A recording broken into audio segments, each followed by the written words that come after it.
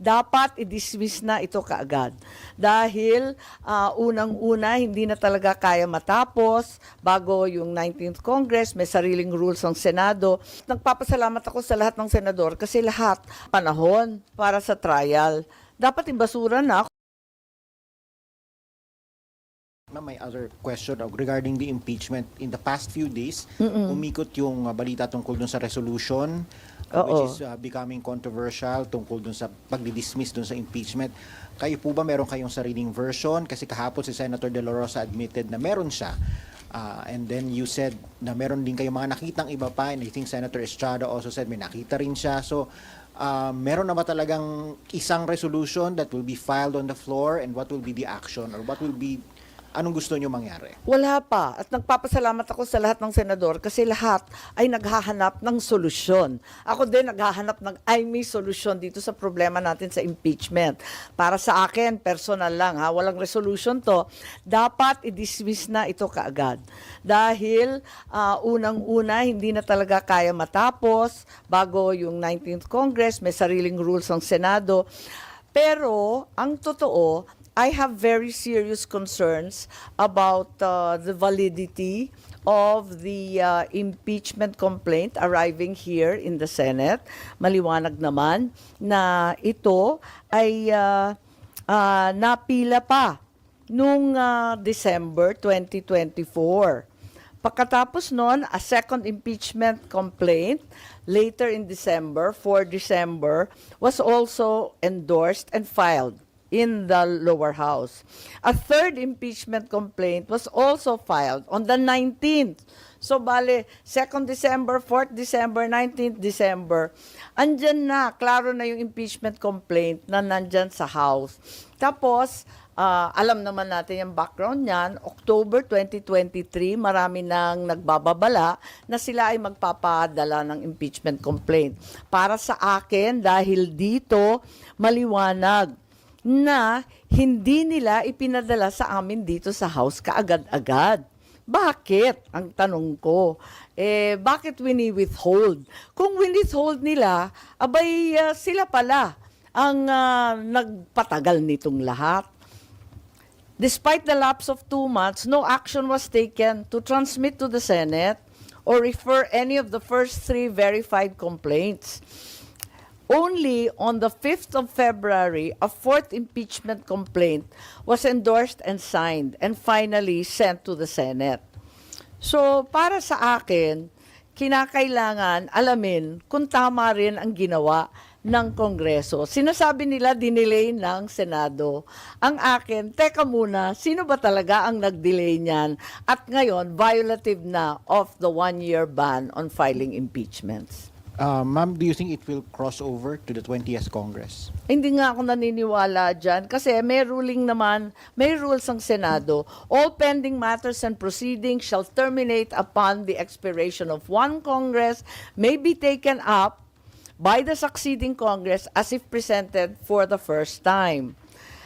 Klaro naman sa atin, kapag nagtapos sa June 11, ang 19th Congress, dapat mag-file ulit ang House of Representatives ng panibagong articles of impeachment. Tulad ng lahat ng ating mga batas, umaabot ng 3rd reading, pag kinapos ang oras, back to square one. Ma'am, anong sagot nyo dun sa mga sa UP Law faculty, I think Senator De Lima, Senator Drilon, all of these other people who are insisting that you should conduct the trial in accordance with the Constitution dahil nga sabi forthwith? Palagay ko, mas importante sa iisang salita na forthwith, ang malawakang kapangyarihan na binibigay ng ating saligang batas sa Senado. So, sa palagay ko, maraming otoridad na nagsasabi hindi pwede at ginagalang natin sila, pero sa kabila nun, ang pinakamaliwanag, ang Senado, ang may kapangyarihan magdesisyon kung ano talaga. Para sa akin, kaduda-duda ang validity, ang tamang pagpadala at endorsement ng Congress. So, depende yan. Mauuwi sa botohan. Dahil alam naman natin, ang impeachment, hindi naman siya legal. It is a fundamentally political process. And it is an effort by politicians to find accountability, di ba? Kaya, ayun, ang kapangyarihan nasa kamay talaga ng Senado. Ma'am, sabi nyo, dapat ma-dismiss na agad itong impeachment. Paano at kailan? Kasi on June 11, nakaschedule kayo para dun sa presentation ng articles of impeachment at pag-convene ng impeachment court. Ibig sabihin, para sa inyo, hindi na dapat umabot sa punto na yon? Dapat i-impeach na, i-dismiss na agad? Para sa akin, wala na talagang panahon para sa trial. Dapat ibasura na kung gusto talaga ng House of Representatives, wala namang problema. Pwede silang magpila ulit, subject to the 1-year ban. That seems very, very clear to me. So, ano mangyayari, ma'am?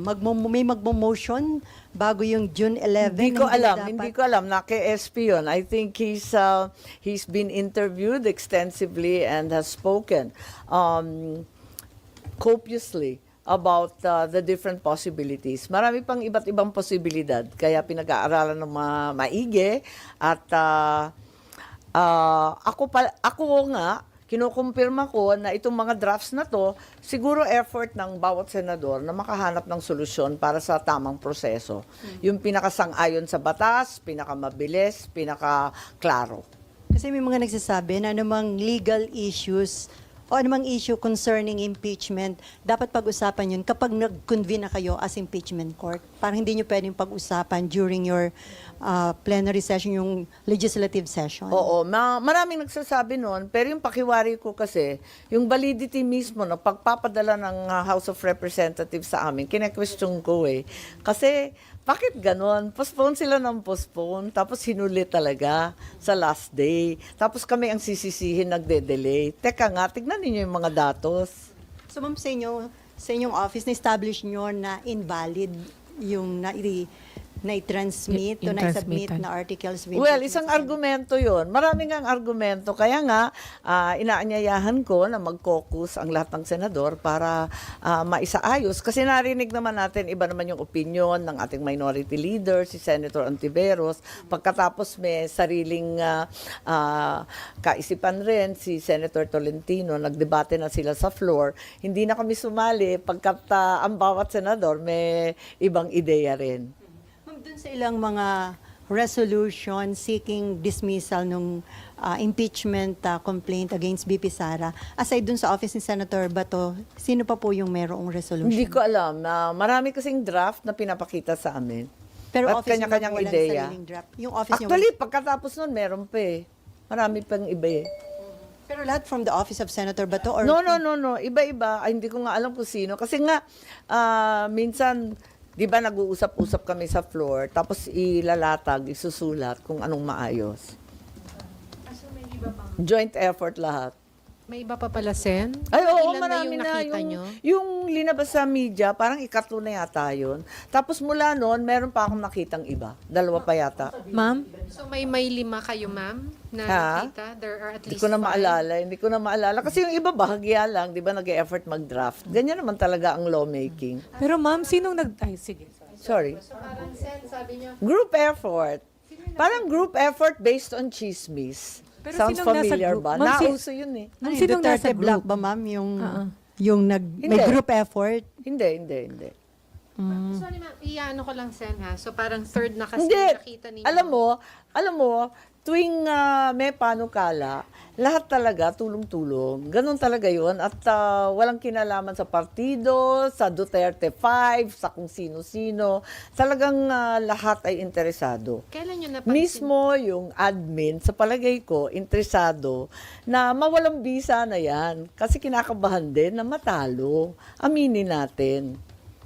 So hindi lang po mga Hindi. opo, pero pati mga taga-admin ayaw nang ituloy to, Sen. Kaya kasama sila dun sa Yun lang ang nagda-draft ng mga duda. reso. Yun lang ang suspecha ko. So, ano yun, ma'am? Basta na lang yung... Hindi di ba mas mahirap, mas nakakahiya kapag nagkaroon ng paglilitis at matalo. Kaya siguro may iba iniiwasan na rin. So, ma'am, ba't maraming draft resolution? Kasi Lahat hindi sila naghahanap ng solusyon kung paano gagawin to, kung papatawirin hanggang sa 20th Congress, kung magkukumpuni ng impeachment court, kung iiwasan na yon, i-dismiss outright, kung ano ang ibig sabihin ng forthwith, at kung talagang nag-delay yung Congress at violation na ito ng one-year ban. Lahat kami talagang naghahanap ng solusyon. Nakakasunog na ng kilay ito gabi-gabi, sa totoo lang. Walang maliwanag kasi yun nga, tulad ng sinabi ko kanina, the reality is the Constitution gives the Senate great breadth and leeway to formulate its own rules in what is essentially an exercise in political accountability. Hence, it's but right that the politicians and those elected by the people formulate their own rules and pass judgment. Ma'am, ba't yung mga nakikita namin na copy o draft ng resolution, walang nakalagay sino yung author o nag-introduce dahil hindi pa confident yung... Hindi, I think nakita naman at pinakita dun sa metadata, COS ni Senator Bato yung pinakita. Pero doon sa nag-introduce or author, walang pangalan. No, but it's very clear. It's the COS of Attorney Joanne, yung COS ni Senator Bato. At sinabi niya nang galing sa office niya. So, Sen, you mean, nakakita Palagay ko wala namang masama doon. Lahat talaga nag-e-effort na maghanap ng liwanag sa dilim. Pero ma'am, sabi niyo po group effort para parang ano yung Hindi ma'am, naman group effort na katulad nung pag-aresto at pagtangay kay Presidente Duterte. Ito, ibig ko sabihin, lawmaking is not a solo flight. No, we always work together. So, ma'am, And certainly, we explore all possibilities. It's not a straightforward rule-imposing process eh. Kasi yung procedure dito, di ba ang lawak-lawak nga at wala naman sa rules na maliwanag kung anong dapat gagawin. So kinakailangan alamin kung anong makakabuti sa atin. Opo ma'am, but ang direction ma'am ng lahat, quote-unquote lahat ay is to Hindi ko towards alam kung dismissal? lahat.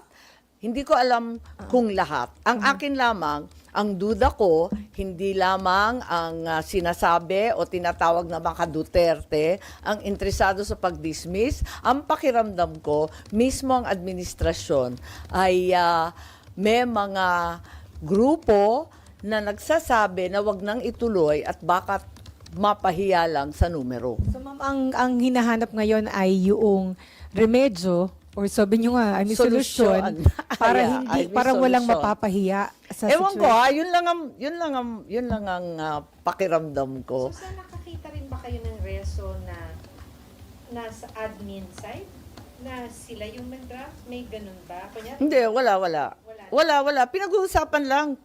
At saka kanya-kanyang draft ng maliliit na provision, ganyan. And then, ma'am, sa tingin niyo makakakuha ng numero sakaling pagbotohan ng sa plan? Hindi ko alam talaga kung anong plano. Si SP ang nagpaplano. Pati yata si SP, kinukonsulta yung iba at kinakausap yung iba kung anong dapat gawin, kung anong mainam. At yung panawagan niyo na magkaroon ng caucus, kailan niyo gusto at ano yung gusto niyo mapag-usapan? Sa lalong madaling panahon para magkaklaro na at magkadireksyon na kami. Before June 11, sana. Dapat lang para June 11 kasi tapos na eh.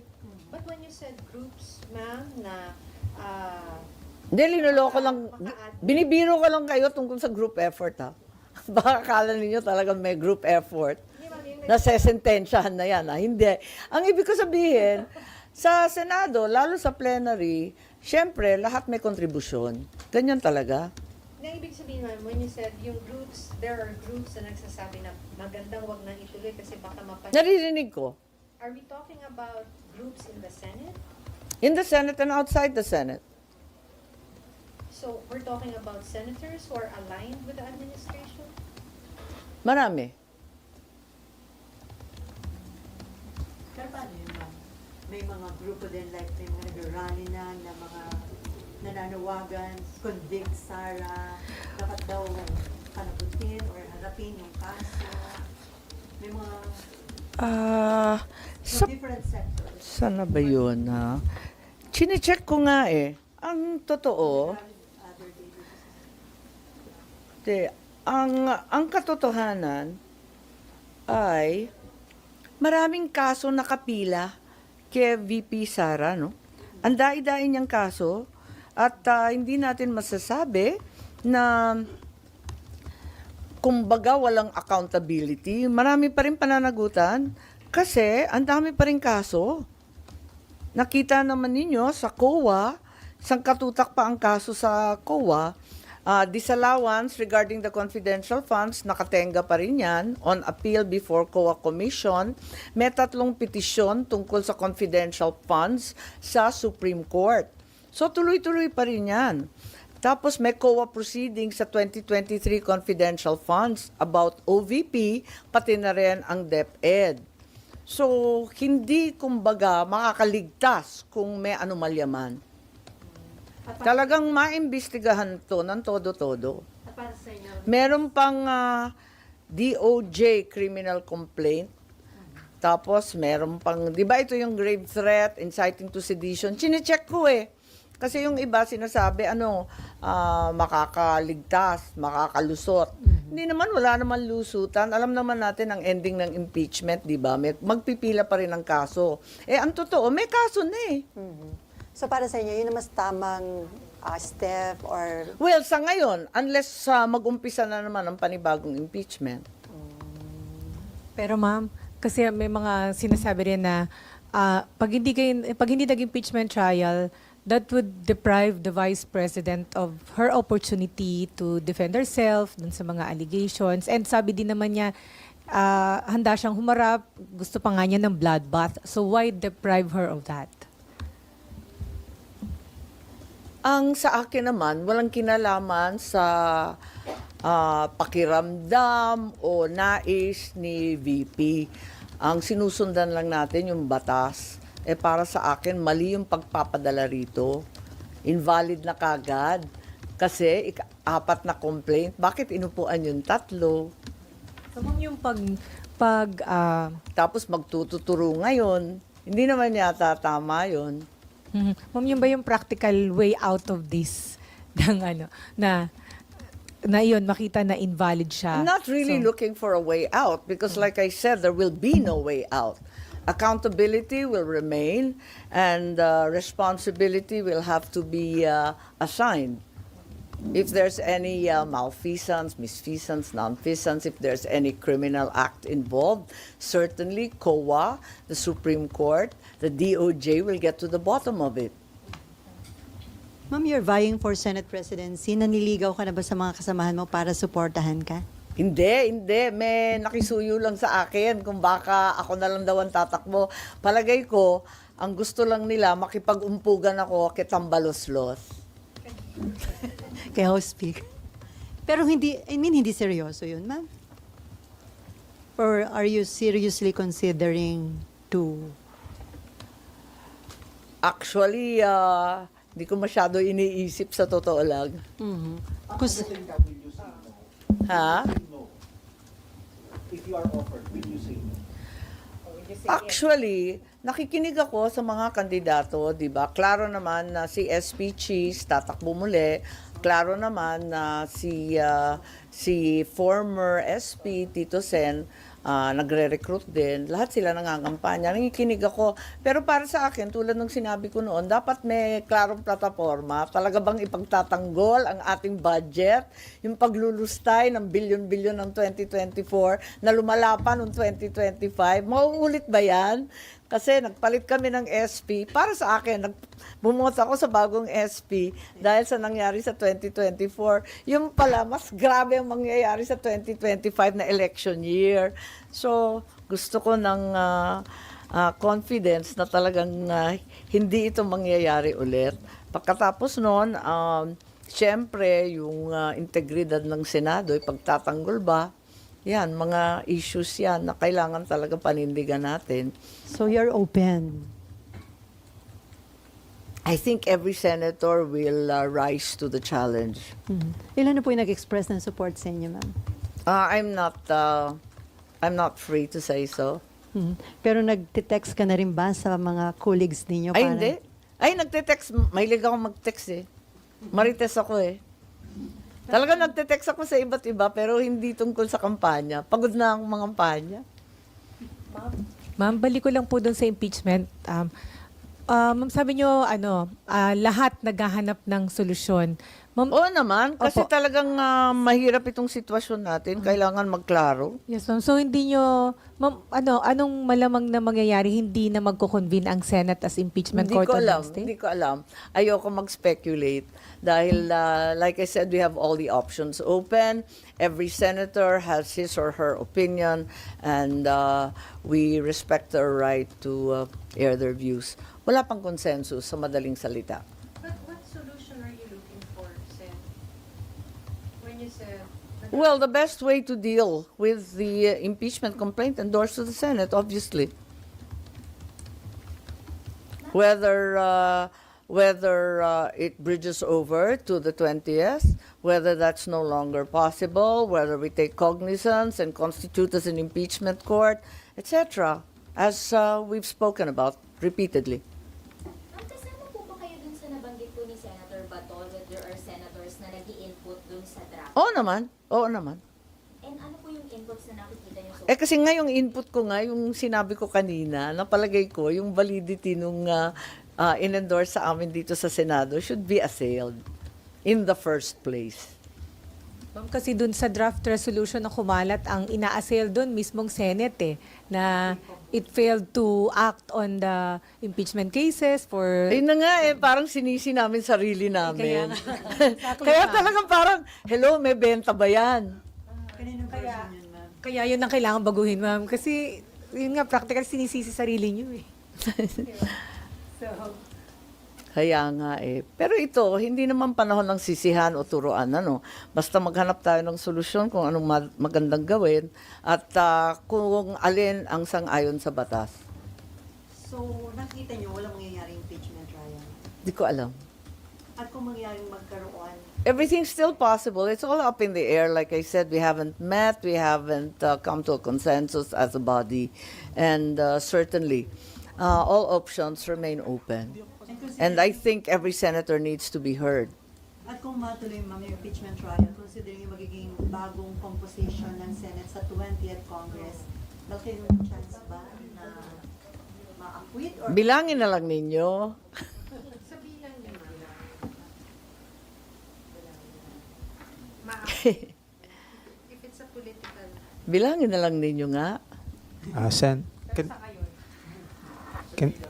can we clarify? Can we clarify, Sen? Do you think there's no numbers to convict the Vice President as we speak of the composition, whether sa 19th or 20th Congress? Well, I've loosely said that walang numero. Pero ang realidad, kapag impeachment, it stands and dies on the basis of evidence, clearly.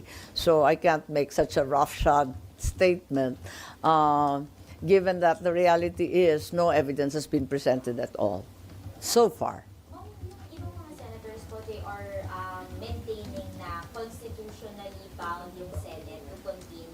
That's right. That's the argument of the minority. Opo, pero ang argument niyo po ba is dahil invalid yung articles of impeachment na pinadala ay wala na din yun, yung ganong... Well, I have very serious concerns about the validity of the impeachment endorsed to the Senate. So para po sa inyo, hindi na kayo bound to act on that articles of impeachment. Pero ako lang yun, no? Yun yung input niyo. Kanya-kanyang input kasi di ba? Pati si SP may sariling input din Parang ganun din ang iniisip niya. Marami rin nag-argue sa forthwith. Meron ring si Senator Tolentino na functionally dismissed. Kanya-kanyang kwento yan So, pakinggan natin lahat para maganda yung solusyon. yung effort na maghanap ng solution para ma-dismiss yung impeachment case against BP Sara? I don't think that's necessarily the case. I don't think an outright dismissal is the goal of each and every senator. Ang totoo, iba-iba ang pakiwari nila. Yung iba, siguro, iniisip kung paano tatawid sa susunod na kongreso. Yung iba, dapat magkumpuni ng impeachment court. Hindi ko pa alam So, ma'am, close ka kay BP Sara. Never ba siya na nag-request na hanapan ng solution? Ay nako, abogado yun. Hindi yan pag-uusapan. Alam niya, magiging huwes ako Never kayo nag-usap privately. Hindi nga, ako nga inaawat Ay, magdahan-dahan ka, mag-judge ka dyan. Ang sabi lang niya, Ano man ang mangyari, tanggap ko na. Sabi ni BP, which means... Ma'am, kailan niya sinabi? Ha? Kailan niya sinabi sa'yo? I think sinabi sa marami na rin yon, no? Nasabi na rin sa media. Sen, maybe you'd like to react on Davao City Mayor Baste Duterte's statement saying that O, nagkita Ah, kami sa Hague at naintindihan ko siya. something about being at least he may not be approve of the Marcos but not with you. Parang he's casual with you. That's Hindi, his term. nagkita kami. Nagkasabay kami sa birthday. Yun nga, ni VP Sara. You understand him in what aspect or how? Why po?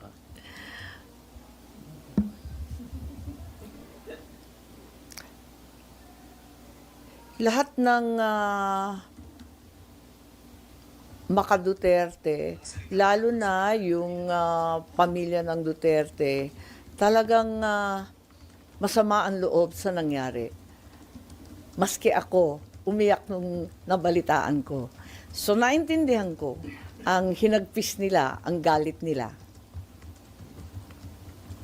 Ma'am, after midterm elections, At pag pumunta ka sa The Hague, mararamdaman mo, kasi ang lungkot-lungkot doon, kawawang-kawawa talaga ang dating Pangulo. Ngayon pang tumanda at may sakit, diyan pa nagka-problema at mag-isa. Mabuti nga nung pumunta kami, uminit na eh. Ang lamig-lamig daw dati. Ma'am, after midterm elections, ang daming pinapalabas na order si Presidente, like yung pagsasubmit ng courtesy resignation ng mga cabinet members, ng mga GOCC's head. Well, so far, 2 pa lang naman ang tinanggal. Pero do you think maganda itong ginagawang hakbang ng Pangulo para sa last 3 years niya maging maayos, effective yung kanyang pamumuno? Ay, hindi ako mahilig ng mass resignation kasi nabubulabog lahat. Pagkatapos, sana may tunay na pagbabago, maliwanag ang boses ng taong bayan nung eleksyon. Ayaw talaga nila ng pang-aapi sa mga Duterte, ang walang humpay ng pamumulitika, ang walang tigil na pagbabaliwala ng tunay na mga problema tungkol sa agrikultura at pagkain, ang hanap buhay, ang trabaho. Kinakailangan tutukan talaga ang tunay na problema ng taong bayan. So, yun tungkol sa mass resignation, medyo very bloody naman yata yung proseso. At hanggang ngayon, 2 pa lang naman ang tinatanggal. Ano bang masasabi natin? 4 lang ang tinanggap, 2 lang ang cabinet level.